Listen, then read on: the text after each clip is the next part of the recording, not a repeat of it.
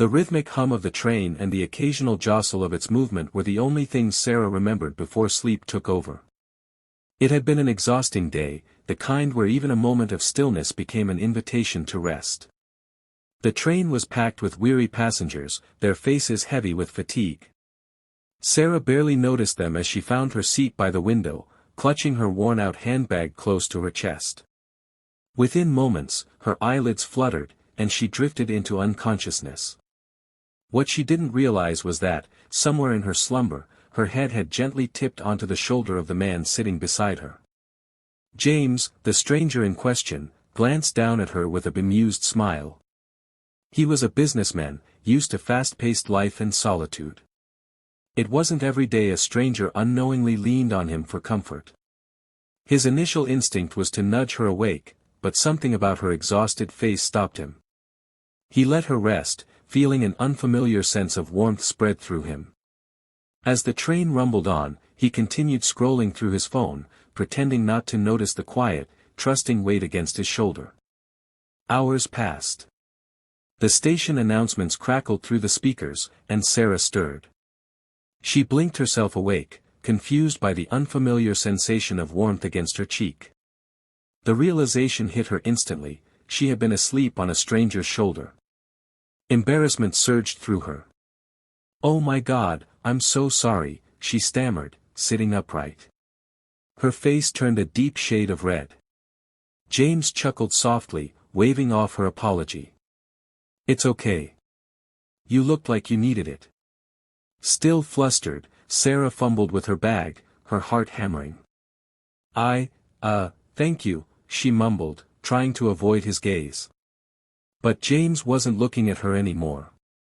He had turned his attention to the overhead luggage rack, pulling down a sleek black briefcase. As he opened it, Sarah's eyes flickered to the contents inside, neatly stacked papers, a laptop, and an envelope resting on top. A name caught her attention, printed in bold letters on the envelope, Sarah Montgomery. Her breath hitched. That was her name. She froze. How do you know my name?" James exhaled, choosing his words carefully. "I was going to wake you when I saw your name on your work ID peeking out of your bag," he admitted. "And then I realized something else." He hesitated before handing her the envelope. "This is for you." With shaky fingers, Sarah took it and slowly opened it. Inside was a letter, neatly written in careful strokes. As she read, her heart pounded against her ribs. "Dear Sarah. You don't know me, but I know you. Not personally, but through your kindness. Years ago, when I was at my lowest, you changed my life. You volunteered at a shelter I once stayed at, offering not just food, but warmth and hope. You treated us like we mattered when the world had forgotten us. I never forgot that. Life took a turn for me. I got back on my feet. I worked hard, and now I want to pass on the kindness you once showed me. This check is for you. It's not charity. It's gratitude. I hope it helps in whatever way you need. Thank you for being the kind of person the world needs more of." Sarah's hands trembled as she reached inside and pulled out a check. The amount written stunned her, $50,000. Tears filled her eyes. She could barely speak. I don't understand," she whispered, looking up at James, her vision blurred. James smiled gently.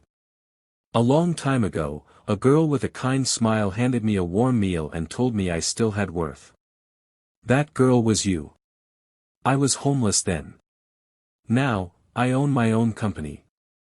I never forgot what you did for me. And when I saw your name, I knew this was my chance to say thank you."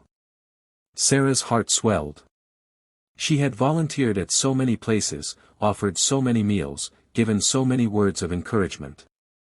She had never expected anything in return. But here, years later, kindness had come full circle. Tears spilled onto her cheeks as she looked at the check again.